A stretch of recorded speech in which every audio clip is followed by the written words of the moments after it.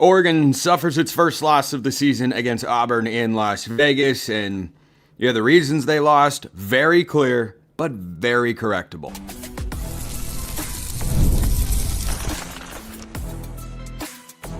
You are Locked On Ducks, your daily podcast on the Oregon Ducks, part of the Locked On Podcast Network, your team every day. Yes, it's that time once again for a reaction episode of Locked On Ducks. I'm your host, Spencer McLaughlin. Thank you all so much for making this your first listen or your first view post-Oregon hoops all season long. Part of the Locked On Podcast Network, your team every day, the number one sports podcast network out there. Thank you all so much for making that the case. This episode brought to you by our friends over at FanDuel. Right now, new customers can bet just $5. And if your bet wins, you'll get $300 in bonus bets to use across the app. Download the FanDuel app today. So, instead of on the football field, Oregon changes things up and loses to Auburn on the basketball court. 84-73, the final. I was there to watch it in Las Vegas. I'll tell you one thing. The first thing that I noticed when this game was getting going, when the teams just took the floor, Oregon is every bit as big and long as their roster indicates. Sometimes teams list heights and weights and they're inflating it a little bit. Not the case with Oregon. They are a big athletic team whose guards have to play better. Jackson Shelstad struggled in this game. Nate Biddle struggled in this game, but the two power forwards, KJ Evans and Sean Stewart off the bench, both played very well. Now, you'd like for Evans to be able to hit at least 1 3. You'd like for Stewart to make his free throws. Those will be continuous talking points throughout the rest of the year. But this was tied at the half. Auburn's a top 25 team, and Oregon was a 3.5-point underdog in this game. So that's about what it looked like, that Auburn was a little bit better. Auburn's defensive rotations forced Oregon into 18 turnovers. 18. 7 of them belonged to Takai Simpkins. So the more time passes, not just as I'm recording this show, but as the coming days go by, and there's not much time to dwell on this for the Oregon players because they've got San Diego State tomorrow. I'll talk about that game later on the show. But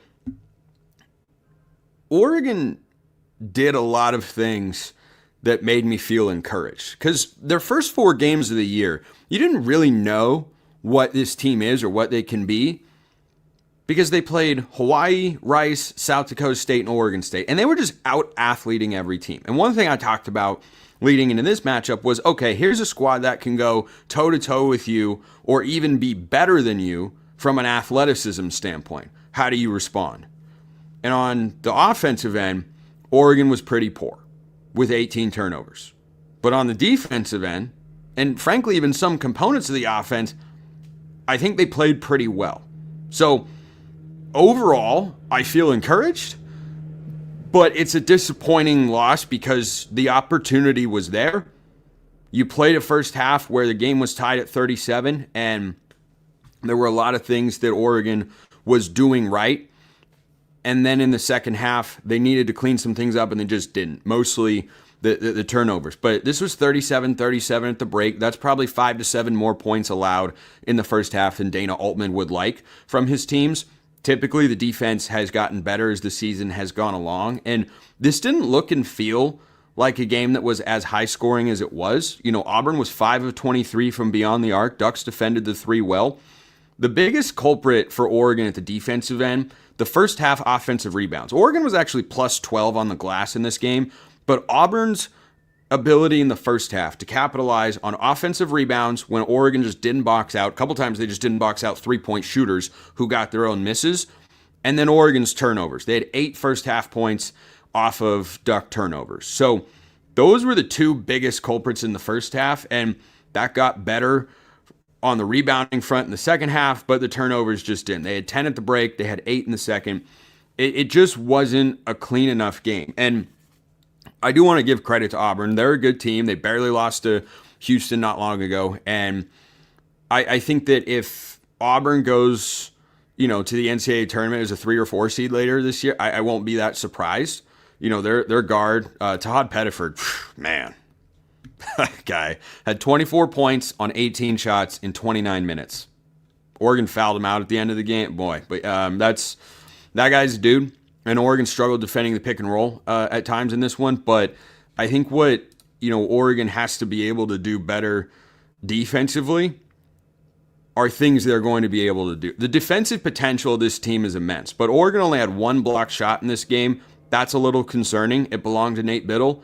Between him, Evans, and Stewart, they should combine for at least 4 blocks a game. And they didn't have the interior presence always that they need. Auburn made some really tough finishes, but the defensive potential, when you can bring Sean Stewart off the bench and Des Lindsey does some things defensively I like, I think defense eventually is going to be fine for the Ducks. I'm more concerned about the offense. And again, even in this game, are Shellstad and Biddle, even against good opponents, sometimes your star players have off days. That happened in this one. Are they going 6 of 28 in every game? I don't think so. And we'll see what happens against San Diego State. It's a game Oregon needs to win. But, the biggest story in this game offensively for Oregon was Takai Simpkins. And, man, he can shoot the ball. He is red hot from distance, and that's a phenomenal thing to see.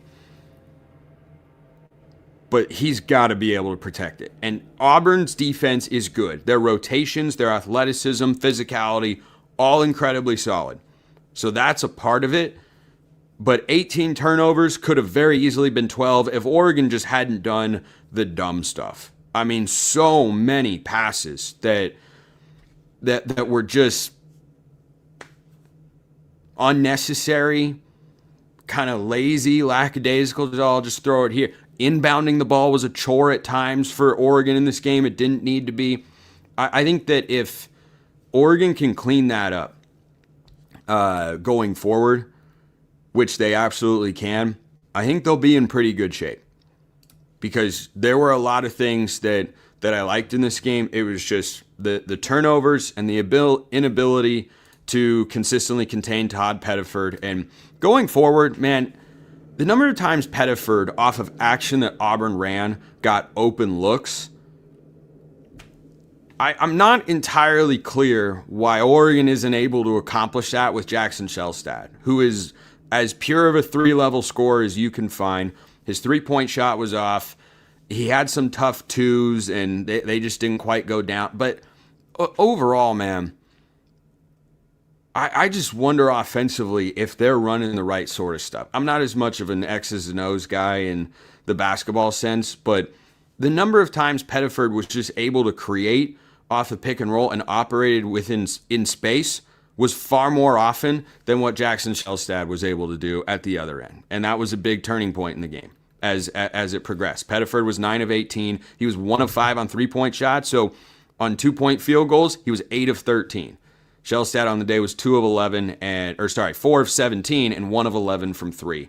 And he just struggles getting to those mid-range areas where I think he's actually a really good player, and he just doesn't get those shots off a whole heck of a lot. So Auburn's big, Auburn's athletic, and made that more difficult. But man, TK Simpkins led the way with 22 points. He was 5 of 8 from 3. He is shooting with supreme confidence. The stroke looks good. Getting it off in plenty of time. I got no qualms about that. I love Devon Pryor hitting a 3. Saw his offensive game come up a little bit. He needs to hit that corner 3 for Oregon. KJ Evans and Nate Biddle, 1 of 7 from 3. That can't happen. They've got to be, if they're going to take 7 attempts in a game combined, which they should, they've got to be able to make at least 2, really 3 or 4 of them, if Oregon's going to have the sort of offensive output they need. But all these mistakes and all the sloppiness, and Oregon still had a chance at the end of the game to win, and then Auburn just caught some momentum, went on a run, and there were so many plays that were kind of hectic sequences that, Oregon had a chance to get an easy layup or get a turnover, get a rebound, and then they just didn't quite make it happen, and then it turned into momentum for Auburn. There were too many of those moments to be sure, so I definitely feel like Oregon has plenty of things to clean up. I don't think that they're, that far away. Like, I am pleased that they played as well as they did when we know that Dana's teams really turn it on when March rolls around. And the potential of the team's there, and they're starting to come together. So Simpkins had 22. Biddle had 10. Nate Biddle didn't score in the second half. That's not okay. Oregon's post-entry passes, long outlet passes, ability to run a fast break is just unacceptably bad on offense across the board. Evans had 11 points and 7 rebounds. Loved what I saw from KJ Evans in this game. Other than not making a 3, loved what I saw from KJ Evans. So I think there are plenty of positives here, but because they weren't able to find a way to win this one, that San Diego State game, yeah, we got to talk about that.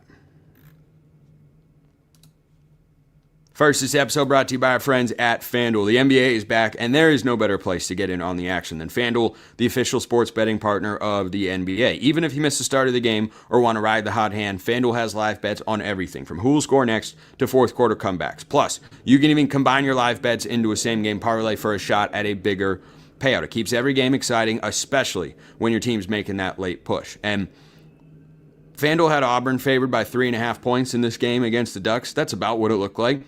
If you play this game 10 times, Auburn probably wins 6 or 7. I don't think they win 10, but they look like they were a little bit better. Like they were a little bit further ahead. Like they were just a little bit cleaner. I mean, the Tigers had 6 turnovers in this game. So you can't go minus 12 in the turnover battle. Man, I can't believe this game was as close as it was. But FanDuel kind of had an idea that was coming along, and right now FanDuel is giving new customers $300 in bonus bets when your first $5 bet wins. So head to FanDuel.com to sign up and play your game with FanDuel, the official sports betting partner of the NBA. This episode also brought to you by our friends over at Game Time, the service I used to purchase the tickets for my brother and myself to go to this game. We had a great view. I knew exactly what I was expecting, because Game Time lets you see what your view is going to be from your seat before you arrive. I got a great deal, saved money compared to other ticketing services. Game Time's just the way to go. It's the app that gives the advantage back to fans. The easiest way to score last-minute tickets at the best prices with no surprise fees. What you see is what you pay. And that just might be my favorite part, of which there are a number of great parts when you use Game Time. Take the guesswork out of buying college football tickets with Game Time, or basketball, or comedy events. I've used them for all 3. Download the Game Time app, create an account, and use the code LOCKEDONCollege for $20 off your first purchase. Terms apply. Again, that's promo code LOCKEDONCOLLEGE for $20 off. Swipe, tap, ticket, go. Download Game Time today. So San Diego State is up next for Oregon on Tuesday night, again in Las Vegas. And if they turn the ball over 12 times or fewer, I actually feel pretty good about their chances to win the game. San Diego State and their head coach, Brian Dutcher, has been a great program, one of the best out west. Of course, went to the national championship game as a 5 seed a couple of years ago and wound up losing, I think, to UConn in the first of UConn's back-to-back national titles. This has been a really good program. It's been the best in the Mountain West, and I don't think they're quite as good. I believe they're playing a game right now, as a matter of fact, and as I'm recording the show. And the game is a little bit later in the day, and Oregon's currently favored by just 1.5 right now. But I think that for Oregon going into that matchup, they're playing Michigan as I record this show. San Diego State has not been tested in a big way. We'll see how they do against the Wolverines. But, for Oregon going into that one, just from a resume standpoint, they really need to have that game. They really, really do. I've talked for a while. Those of you that have been, dialed into the basketball coverage, appreciate you guys for doing that. For one of the people that saw me and said hi at the game today, great to see you. As I record this show, by the way, Michigan up 14 against San Diego State in the first half. But the number of non-conference opportunities for Oregon to really have resume boosters are few and far between. You've got the Auburn game, the San Diego State game, then next week after Thanksgiving, they play USC and UCLA. So they have those 2 early Big Ten games, and those matter a lot. UCLA's ranked, they look good. But then you play UC Davis, Portland, Gonzaga, Omaha. So 3 of those should be no problem wins, but Gonzaga's the only other marquee non-conference opponent. So obviously playing in the Big Ten, there are going to be a lot of opportunities to build a tournament resume, but in the non-conference slate, I think with what I've seen from San Diego State so far this year, that's the game I feel like Oregon should be able to win. They should. Now, they could just as easily find a way to lose, because so far, aside from, I'd say most of, though not all of the Oregon State game, the Ducks have just played to the level of their opponent. They've played down to Hawaii and down to Rice and up to Auburn, and played mostly down to Oregon State, and then kind of found their groove at the end. Hopefully now they've got plenty of spark with their first loss of the season, and an opportunity the very next night to kind of get that one away. couple of keys going into that particular game. Number one, protect the basketball. 18 turnovers and only forcing 6 when they had chances to force more. Auburn was just way more active getting in the passing lane and contesting shots. I actually thought Oregon contested a lot of shots really well against Auburn. KJ Evans and Nate Biddle's ability to stay vertical is really, really good. So I really liked what I saw there. I liked what I saw from Sean Stewart off the bench. Wei Lin got going. I have not talked about Wei Lin. It doesn't have to be a lot, but he had 5 points in 8 minutes with an assist off the bench. Now, he had a couple moments that weren't incredible, but I'm just going to say this ad nauseum throughout the entire season. Every game, if Oregon's going to have a chance, one of Wei Lin or Jamari Phillips has to be able to contribute. Phillips missed his only shot attempt of the night. It was a good look from 3. He just rimmed it off. Oregon did that a number of times and finished 9 of 33 from beyond the arc. And think about this. Simpkins was 5 of 8, red hot. Everybody else from 3, 4 for 25. That's got to improve, and I believe that it will. I know that Shellstad and Biddle are not going to go a combined. Biddle's only 3 that he made was banked in, too, so I don't know how much he was really feeling it. Those guys were 2 of 15 from beyond the arc. That is not going to happen every single game. But Oregon's 18 turnovers were its biggest culprit. It gave Auburn more chances to score, and they capitalized on that a lot when I felt like Oregon's defense, for the most part, was playing really well. I thought Dana went to the matchup zone a few too many times in the first half. Auburn had an answer. I understand why, because the Ducks were getting killed in the pick and roll game, but that just created a lot of space, and they didn't pass things off as well as they needed to. Auburn didn't always make them pay. They struggled from 3. But, yeah, against San Diego State, Oregon's got to be able to protect the ball. And then number 2, you got to be able to get Jackson Shellstad going. Like, you just cannot have your all Big Ten point guard as a non-factor at the offensive end. And, Simpkins has been shooting the ball great. Get him open looks. Have him take those open looks. I'm here for it. If Devon Pryor and KJ Evans get the 3-point shots going, I'm 100% here for it. But Shellstad's got to be more of a focal point for the offense, and he's just got to be able to get cleaner looks. So that's something that I think if Oregon's able to do against San Diego State, I feel pretty good about their chances in that spot. I don't think it'll be a huge resume booster. I think it'll be a little bit more about avoiding a not-so-great loss than it will be about picking up a great win. But, just from a momentum standpoint, you got to find a way to not come to Vegas and walk out 0-2. And, I didn't think this team this early in the year would be able to go and do what they did last year when they were in Las Vegas, when they went undefeated and had a number of really big wins. But I think that for Oregon right now, like, you can feel solid and steady. Like, if they'd won this game, I'd be obviously in a much better mood and would be more optimistic. But I'm not, down. I'm not like, oh, man, I can't believe Oregon's in this spot. They look terrible. No, I thought they played better. They just played an opponent who was so much better than what they've played in their first 4 games that's the result. So if you can do those things, and third, let me throw this one out there as well. Turnovers, Shellstad, learn to run transition offense. The number of times Oregon bungled transition looks in this game was completely ridiculous and infuriating to watch. But I will end on this positive, of which, again, I say there are several for the Ducks. I've talked a lot about how much I think Jackson Shellstad's playmaking is important. Oregon struggled shooting the 3, 27% as a team. They struggled from the floor. They turned the ball over a bunch. And against Auburn, a really good-looking defensive team, had 73 points. Why? Jackson Shellstad had 8 assists. Every time that Jackson Shellstad has 5 or more assists, I like where our offense is at. Every time we get 5 or more points in a game off the bench from either Wei Lin or Jamari Phillips, I feel great. If you can hit a couple of threes between KJ Evans and Devon Pryor, these are the sorts of detailed offensive markers I think will indicate success for Oregon on a game-by-game basis as the season goes along. So, against San Diego State, turnovers, Shellstad, transition offense. If they can do 2 of those 3 things, I think they will be okay.